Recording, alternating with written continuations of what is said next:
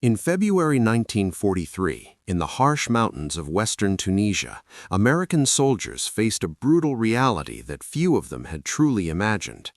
Until that moment, the United States Army had not yet fought a full-scale battle against the battle-hardened forces of Nazi Germany. Many American units arriving in North Africa were young, recently trained, and confident that their equipment and numbers would carry them through. But across the desert and rocky passes waited German commanders who had spent years fighting across Europe and the Soviet Union. These were veterans of Blitzkrieg, officers who had shattered armies in Poland, France, and deep inside Russia. When they finally met the Americans at a narrow mountain corridor called Kasserine Pass, the result would shock both sides. The Kasserine Pass itself was a natural choke point carved between steep hills in the Atlas Mountains.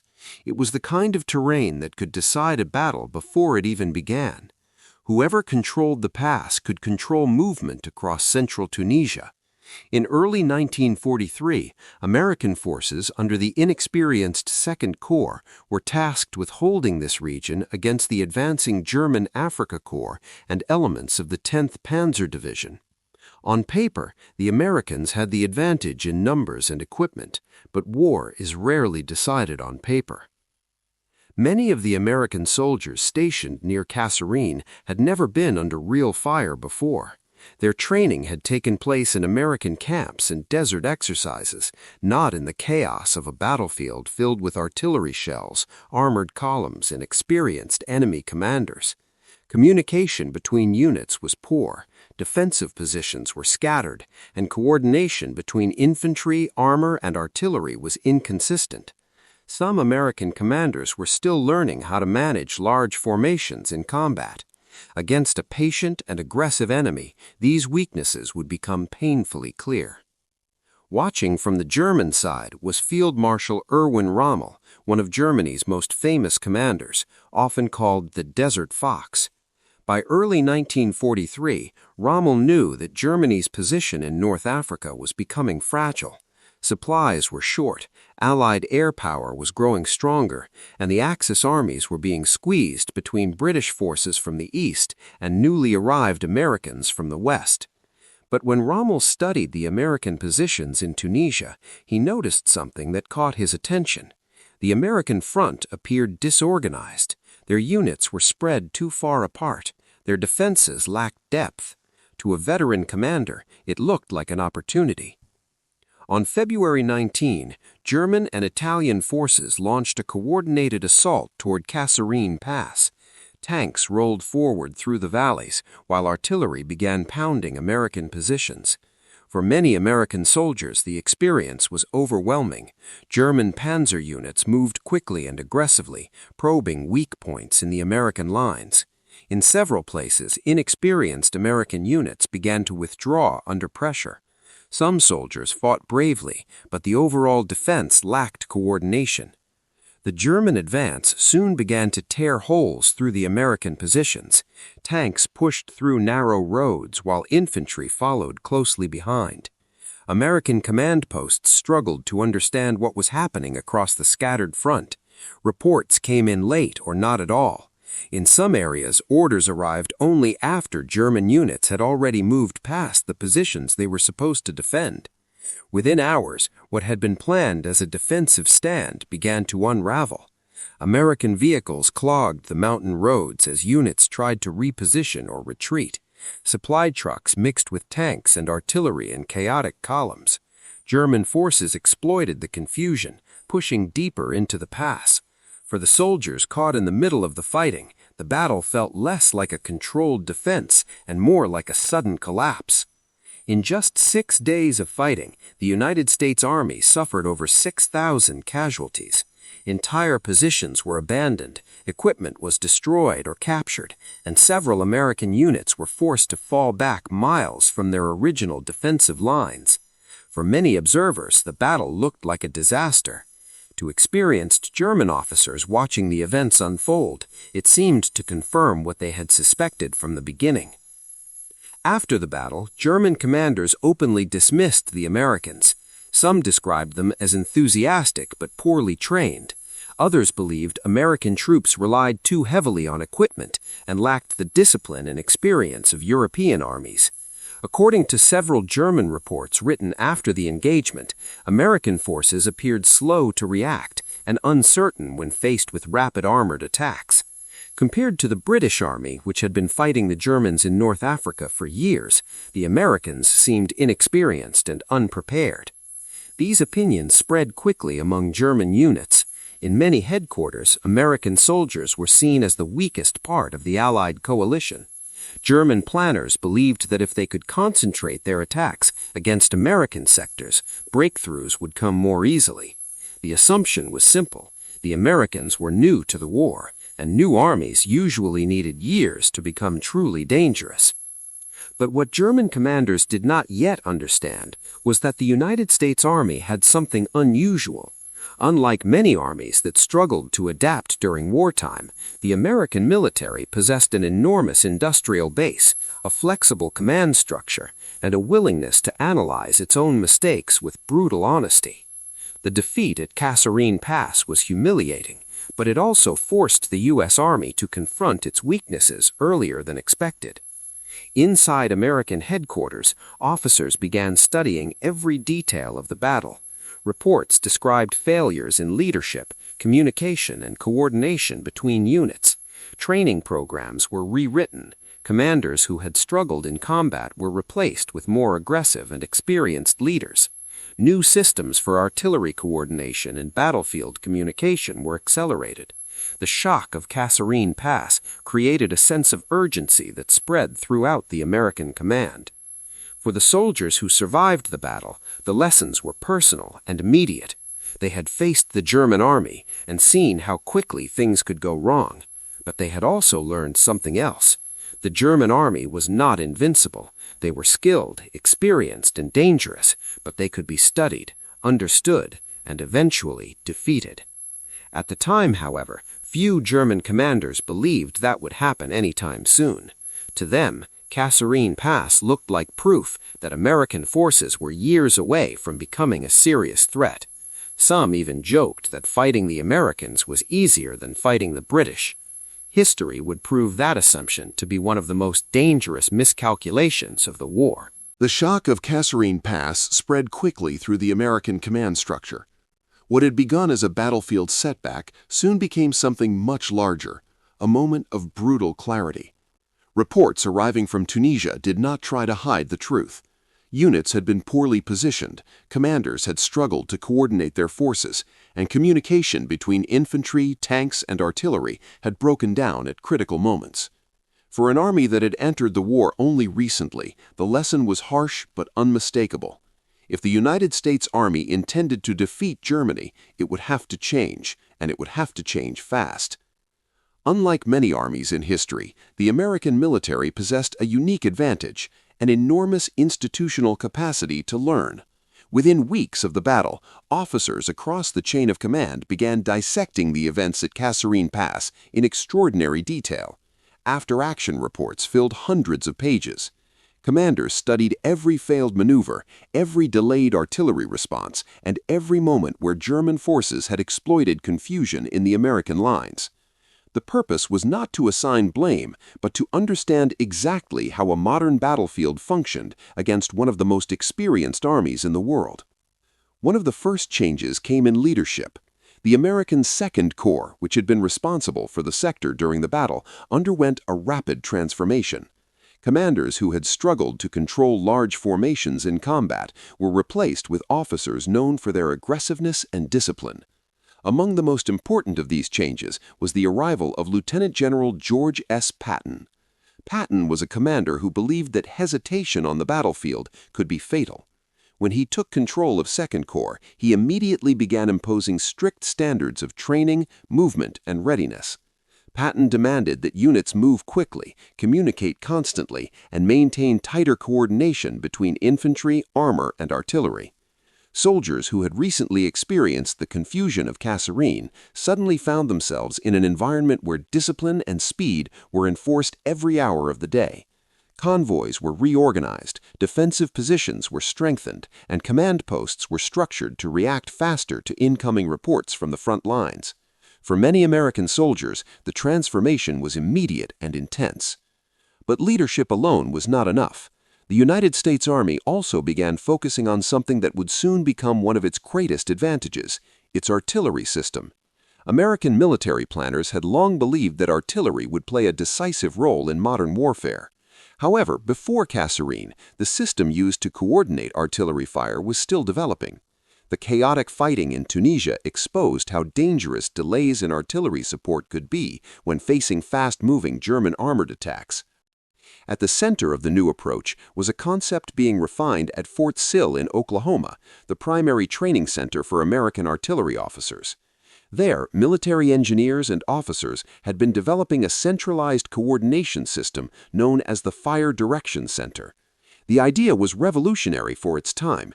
Instead of each artillery battery operating independently, information from forward observers could be sent to a central control point. From there, trained specialists could calculate firing data and coordinate multiple batteries to strike a target simultaneously. The result was a level of precision and speed that few other armies had achieved. When an American forward observer spotted enemy movement, whether it was a column of tanks or an advancing infantry unit, they could radio the coordinates back to the Fire Direction Center. Within moments, several artillery batteries could receive firing instructions and deliver shells onto the same target at exactly the right time. Perhaps the most dramatic development was a technique known as time on target. Normally, artillery shells fired from different batteries would arrive at slightly different times, giving enemy troops a few precious seconds to take cover after the first explosions. But with time on target, American artillery units calculated their firing sequences so that shells from multiple batteries would land on the target area at the exact same moment.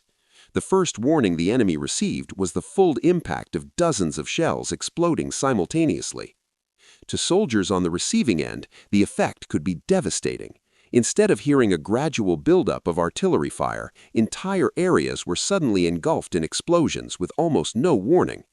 German troops who had fought for years against British and Soviet artillery began noticing something different when facing American units.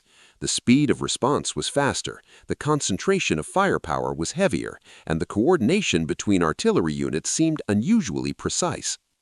The transformation was not limited to artillery. The U.S. Army also began improving its ability to coordinate multiple branches of the military at once. Infantry units were trained to work more closely with armored divisions, while air support from Allied aircraft became increasingly integrated into ground operations. Radios were distributed more widely among frontline units, allowing commanders to adjust their plans in real time as conditions changed. These improvements reflected a broader philosophy inside the American military. Instead of relying purely on tradition or rigid doctrine, the United States Army encouraged officers to adapt based on battlefield experience. Lessons learned in Tunisia were immediately passed to units preparing for future operations. Training exercises began simulating the exact types of engagements American soldiers had faced against German armored forces. By mid-1943, the army that had struggled at Kasserine was already beginning to look different. Soldiers were better coordinated, commanders were more confident in their ability to respond to sudden attacks, and artillery units were becoming increasingly efficient at delivering concentrated firepower. The changes were happening faster than many observers believed possible. German intelligence officers monitoring Allied activity in North Africa began noticing signs of improvement. American artillery response times were becoming shorter, defensive lines appeared more organized. When German reconnaissance units probed American positions, they encountered stronger resistance and faster counterattacks. The inexperienced army that had once seemed disorganized was beginning to evolve into something far more dangerous. Yet few German commanders fully grasped how significant these changes would become. Many still believed the Americans lacked the long combat traditions of European armies. In their view, it would take years of hard fighting before the United States Army could truly match the battlefield experience of the Wehrmacht. What they didn't yet realize was that the transformation triggered by Kasserine was only the beginning. Within a year, the American military would deploy a system of artillery coordination, logistical support, and combined arms warfare that would surprise even the most seasoned German commanders. The defeat that once seemed like proof of American weakness was quietly becoming the foundation of a new kind of army, one that learned faster than its enemies expected. By late 1943 and into 1944, German soldiers fighting on multiple fronts had already learned to respect certain enemies. The British Army had long experience, discipline, and a professional officer corps shaped by generations of warfare. The Soviet Red Army, though costly in its tactics, could overwhelm entire fronts with sheer manpower and relentless pressure. But when German officers began reporting on American forces, a different pattern started to appear. One that was less about numbers and more about something far more dangerous: firepower delivered with astonishing speed and coordination. The change did not happen overnight. It emerged slowly as American units refined the systems they had begun developing after the disaster at Kasserine Pass. At the center of this transformation stood the U.S. Army's artillery network, a system that German commanders would later describe as one of the most effective battlefield tools they had ever encountered. Artillery had always been called the king of battle, but the Americans approached it differently. Instead of treating artillery as isolated batteries supporting individual units, the U.S. Army designed a flexible network capable of concentrating massive firepower wherever it was needed. The key was communication.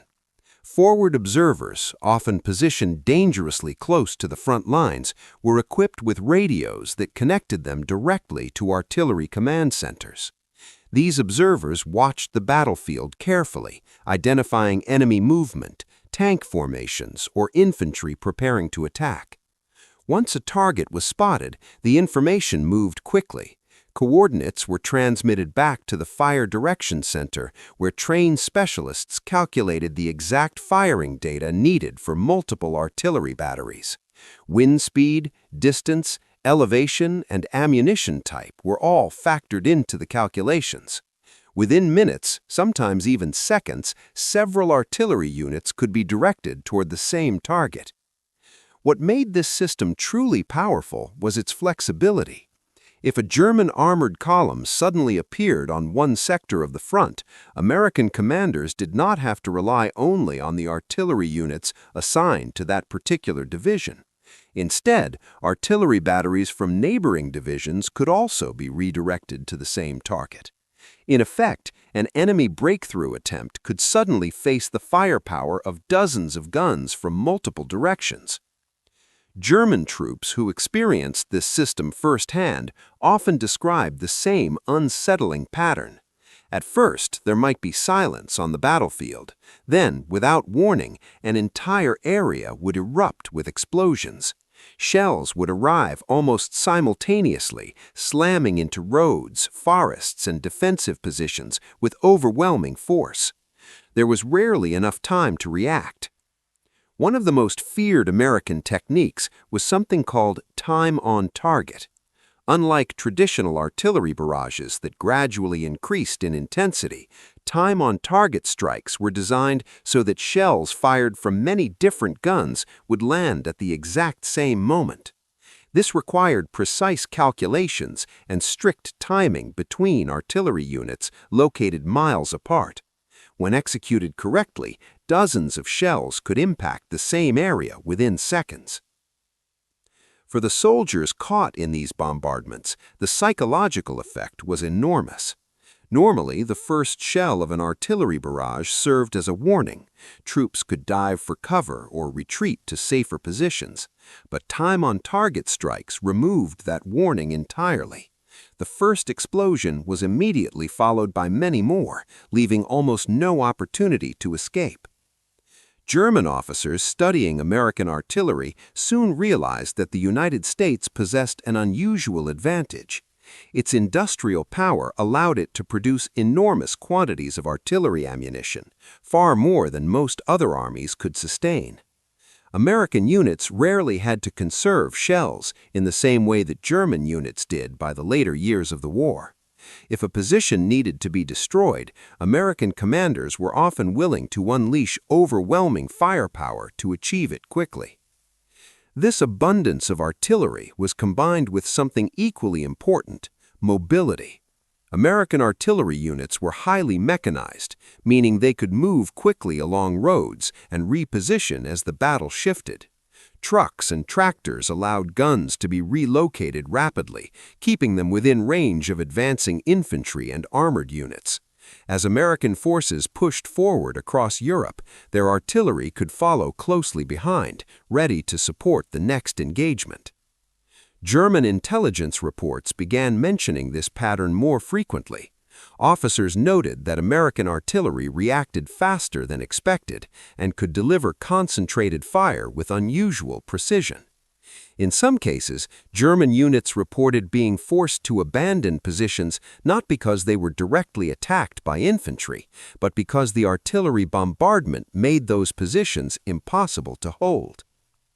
One German officer later described the experience by saying that when American artillery began firing, it felt as if the entire battlefield had been mapped and pre-calculated long before the fight began. Whether or not that was true, the perception itself had an impact. German soldiers who had once dismissed American troops as inexperienced were beginning to approach their positions with greater caution. The system also revealed something deeper about how the United States Army fought its battles. American commanders preferred to reduce risk to their infantry whenever possible. Instead of launching immediate frontal assaults, they often relied on artillery and air power to weaken enemy defenses first.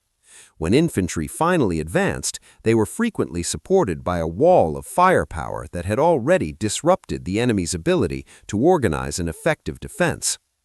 This method did not eliminate danger for American soldiers, but it changed the balance of the battlefield. German troops who had previously relied on strong defensive positions discovered that those positions could be shattered by carefully coordinated artillery strikes. Forests, villages, and fortified hills that might have resisted infantry attacks for days could sometimes be neutralized within hours under sustained bombardment. By the time Allied forces prepared for major operations in Western Europe, the American artillery system had become one of the most reliable tools in the Allied arsenal. Units could call for fire support quickly, adjust targeting in real time, and concentrate dozens of guns onto a single objective. German commanders were beginning to notice something troubling.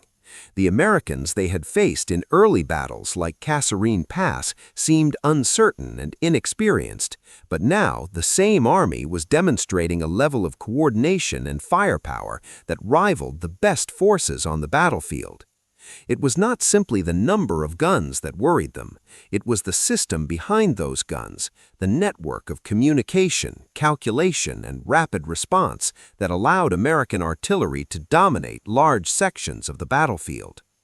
For German soldiers advancing toward American lines, the danger was no longer just the infantry waiting behind the defenses. The real threat could arrive from miles away, invisible until the moment the shells struck. And as the war moved closer to Western Europe, this system of firepower was about to be tested on an even larger scale in some of the most intense battles of the entire war. By the summer of 1944, the war in Western Europe entered one of its most decisive phases. On June 6th, Allied forces landed on the beaches of Normandy in the largest amphibious invasion in history. For the German army, it was the moment they had been expecting for years. Atlantic wall defenses, coastal artillery, and fortified bunkers had all been built to repel such an invasion. German commanders believed that if they could contain the Allies near the beaches and prevent a breakout into the French countryside, the invasion might still be crushed. But once American forces established their foothold in Normandy, the battle changed into something very different. Instead of open deserts like North Africa, the American infantry now faced one of the most frustrating landscapes in Europe, the bocage. The countryside of Normandy was divided into thousands of small fields, separated by thick hedgerows. These natural walls of earth, roots, and dense vegetation could be several meters high and strong enough to stop tanks. For defenders, they created perfect ambush positions. For attackers, they turned every field into a miniature fortress. German infantry and paratroopers used the terrain masterfully. Hidden machine gun nests, mortars, and anti-tank weapons waited behind the hedgerows. Every time American troops tried to cross into the next field, they were exposed to sudden bursts of fire from positions they often could not see. Progress became painfully slow.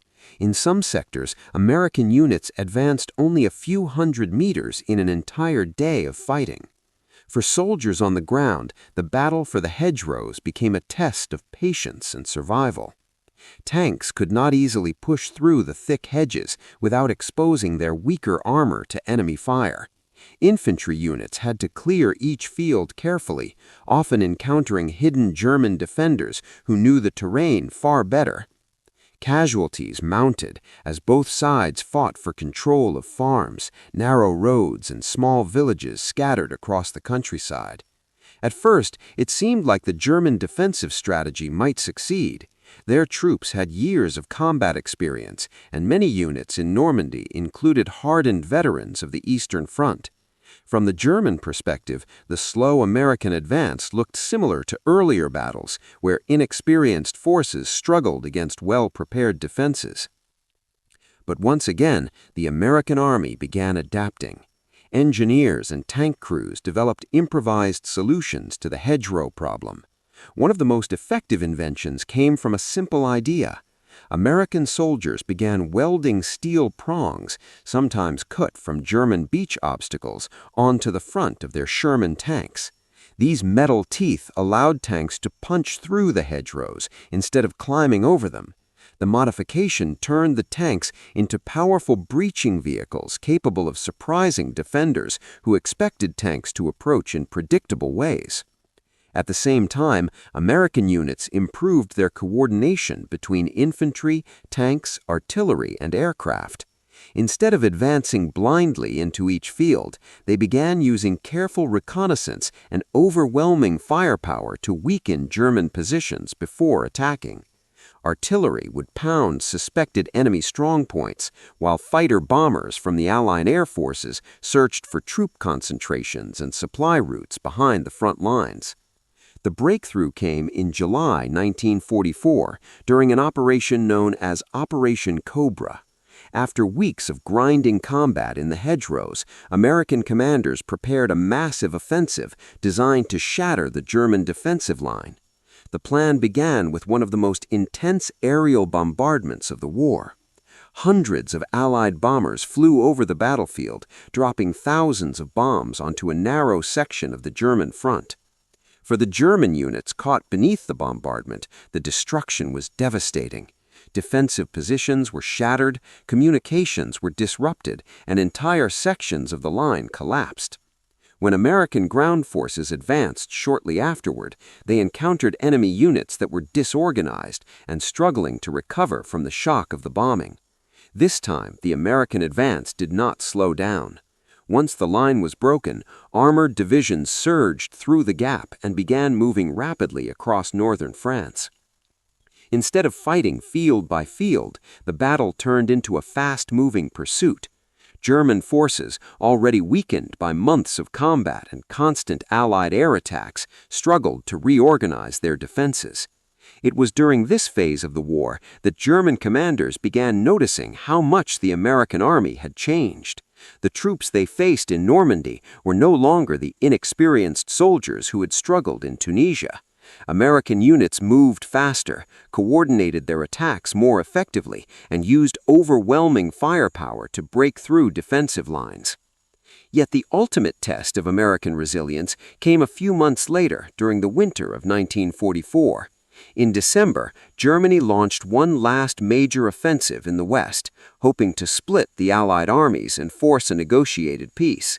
The attack came through the dense forests of the Ardennes, a region of rugged hills and narrow roads stretching across Belgium and Luxembourg. The German plan relied on speed and surprise.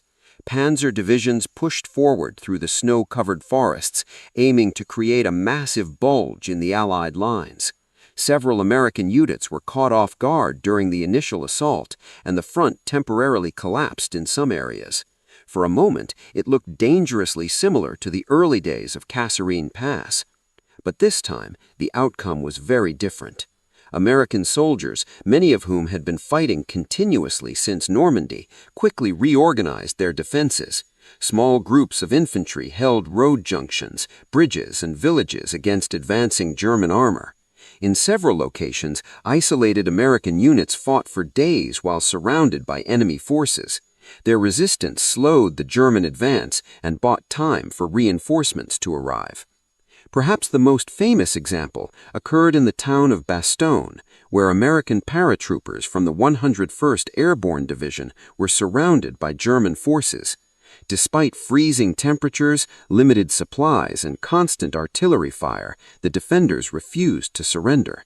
When German officers demanded their capitulation, the American response was a single word: nuts. As the battle continued, the American artillery system once again played a decisive role. Even in harsh winter conditions, forward observers coordinated heavy bombardments against German troop movements. Air power returned as the weather cleared, attacking German supply lines and armored columns struggling to move through the narrow forest roads. By January 1945, the German offensive had failed.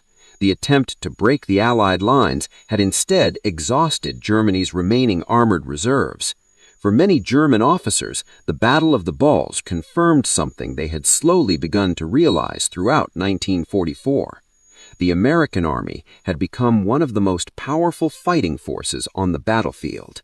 The soldiers they once considered inexperienced were now capable of holding critical positions under extreme pressure, coordinating massive firepower, and launching counterattacks with remarkable speed.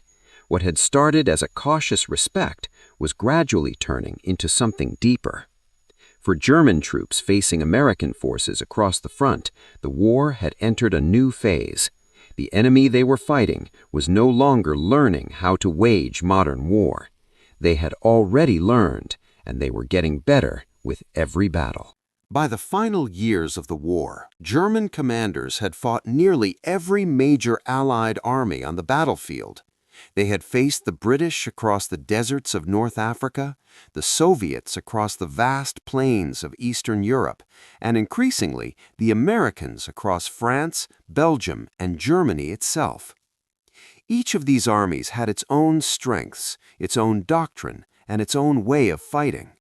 But when German officers were questioned after the war about which enemy had been the most difficult to fight in Western Europe, many of them gave an answer that surprised people. They pointed to the Americans. This was not the opinion that existed at the beginning of the war. Early encounters had created the impression that American troops were inexperienced and overly dependent on equipment. Battles like Kasserine Pass had reinforced that belief. But by 1944, the battlefield reality had changed dramatically. German officers who had once dismissed American forces were now describing an army that fought in a very different way from the European traditions they were used to. One of the biggest differences was the American approach to firepower. Many European armies historically emphasized maneuver, discipline, and direct infantry combat. The United States Army, however, approached warfare with a different mindset. Instead of relying primarily on infantry assaults to break enemy defenses, American commanders preferred to destroy those defenses first using overwhelming firepower. Artillery, airstrikes, and armored support were not simply secondary elements in American operations, they were central to the entire system. When American infantry moved forward, they were often supported by massive artillery barrages, fighter-bomber attacks, and coordinated tank movements. German troops learned that attacking an American position meant facing not only the soldiers in the trenches, but also the powerful network supporting them from behind the front lines. Another factor that impressed German observers was American logistics. War is not only fought with weapons, it is also fought with fuel, ammunition, food, and spare parts. In this area, the United States possessed an advantage that was almost impossible for Germany to match by the later stages of the war. American supply systems were enormous and highly organized. Convoys of trucks carried ammunition and fuel across newly captured territory with remarkable speed. German soldiers often noticed that American artillery rarely seemed to run out of shells. If a target required more firepower, more ammunition would simply arrive. Tanks damaged in combat could often be repaired or replaced quickly. Fresh units rotated into the front, while exhausted soldiers were pulled back to rest. Compared to the increasingly strained German supply system, the American logistical machine appeared almost endless. German officers also recognized something else about the American Army: its ability to adapt quickly. Throughout the war, American commanders demonstrated a willingness to analyze mistakes and adjust their tactics. Lessons learned in one battle were often applied immediately to the next. This flexibility was unusual in many traditional military systems, where doctrine sometimes changed slowly. After the war, several German generals commented on this trait during interviews conducted by the United States Army's historical programs. One officer observed that American units seemed to improve rapidly after each engagement. Problems that appeared during one operation were often corrected within weeks. To experienced German commanders, this suggested an army that was not rigidly bound to old methods, but constantly evolving. There was also the question of morale and attitude among American soldiers. Many German officers expected troops from a distant country like the United States to lack the determination of armies fighting closer to home. But in battle after battle, American infantry demonstrated a willingness to hold positions under extreme pressure. Whether in the hedgerows of Normandy or the frozen forests of the Ardennes, American units often resisted fiercely, even when surrounded or outnumbered. The combination of these factors created a unique battlefield challenge. German forces facing the British often expected careful, methodical operations supported by strong defensive tactics. Against Soviet forces, they prepared for large-scale offensives driven by sheer numbers and persistence. But when facing American units, German commanders frequently encountered something different: an army that combined heavy firepower, rapid logistical support, and increasing tactical flexibility. Field Marshal Erwin Rommel himself reportedly acknowledged the growing effectiveness of American troops during the later stages of the North African campaign. Other German officers, such as General Günther Blumentritt, later commented on the powerful coordination between American artillery, air power, and ground forces. In their view, this integration of multiple battlefield systems made American operations particularly difficult to counter. By 1944 and 1945, German strategic planning increasingly took these characteristics into account. When possible, German commanders preferred to avoid prolonged engagements with heavily supported American formations. Instead, they looked for opportunities to attack weaker sectors, delay Allied advances, or exploit terrain that limited the effectiveness of American firepower. But even these strategies were becoming harder to execute as the war progressed. The Allied armies continued pushing eastward across Europe, supported by overwhelming industrial production and growing battlefield experience. The American army that had struggled during its early encounters with German forces had evolved into a highly coordinated military machine. For the German soldiers fighting during the final months of the war, the difference was clear.